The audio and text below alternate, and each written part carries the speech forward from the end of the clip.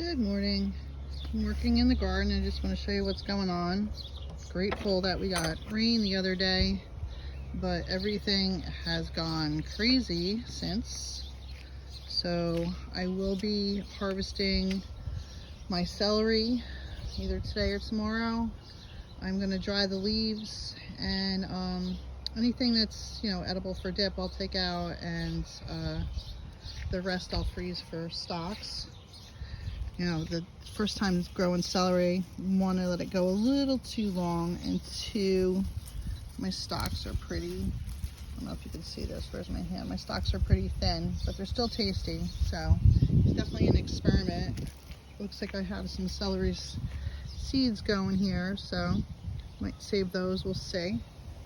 Cucumbers are behaving nicely. They're starting to climb up the cattle panel, which I have not had in years, so I'm kind of happy with this setup and hoping to get some cucumbers. See a couple on there already. This is my zucchini. It's a special variety I got from Johnny Seed. It actually has like little pricklies on the stalk, and it's disease resistant, they said, or pest resistant. So I grew these last year and had great success until the groundhog found them, and hopefully they'll start taking off. Looks like I have one down there, so I am excited. Teaching these how to grow vertically. Give this a shot and see if I can figure this out. This is my yellow squash. The tomatoes are looking healthy, nice and green. A little stubby because I started late, but I am excited. My basil is coming along. That's my sacrificial basil.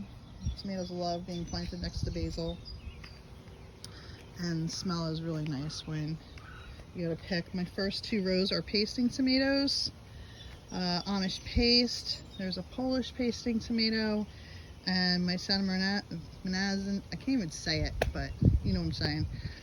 This one's gonna be like a heirloom slicing row. I got all kinds of things going on in here. And then in the back is going to be my my snacking tomatoes, salad tomatoes, like Sun Golds and different type of grape tomatoes. But you can see here from the rain, my Swiss chard is taking off and taking over that tomato plant. So we'll be harvesting that soon. And I didn't really plan on planting tomatoes there, but sometimes my space, I kind of go past what my expectations are. There's some spinach, and my eggplants are coming up with spinach around it. I have some weeds I have to pull. I just thinned out my kohlrabi and my turnips, and I want to show you what that looks like. Oh, there's my lamb's quarter growing nicely. Everybody will ask why I'm growing like my weeds grow, and you can kind of YouTube that or look that up and you'll see why you want lamb's quarters. Great medicinal properties to it. So these are the turnips.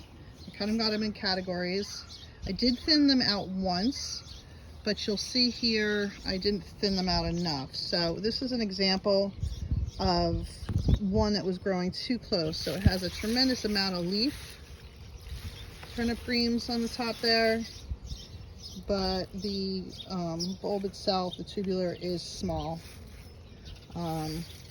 Same with these two here. This one started growing on another one, so that gives you an idea of what it looks like when you grow too close together. Now these, obviously I haven't been out here in a couple of days.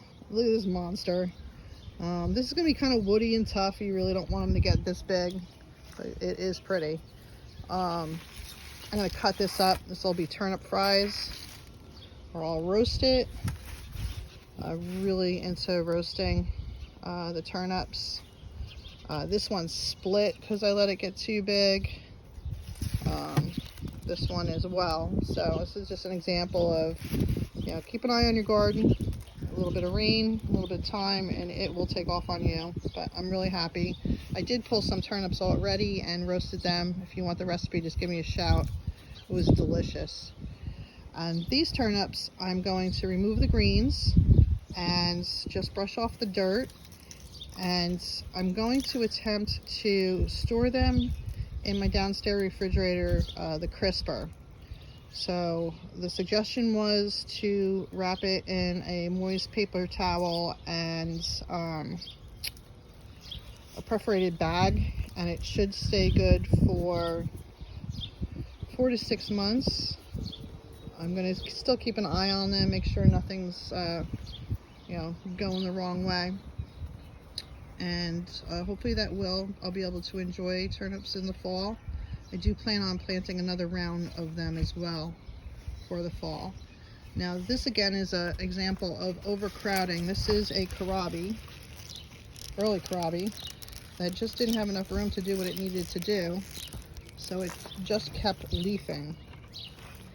And I just went through all of my kohlrabi, and anything that didn't have like a bulb started, I pulled out. So you can see the bulb there. I don't know if I'll be able to get it in time before the heat gets it, but I will give that a shot. The potatoes are doing nicely.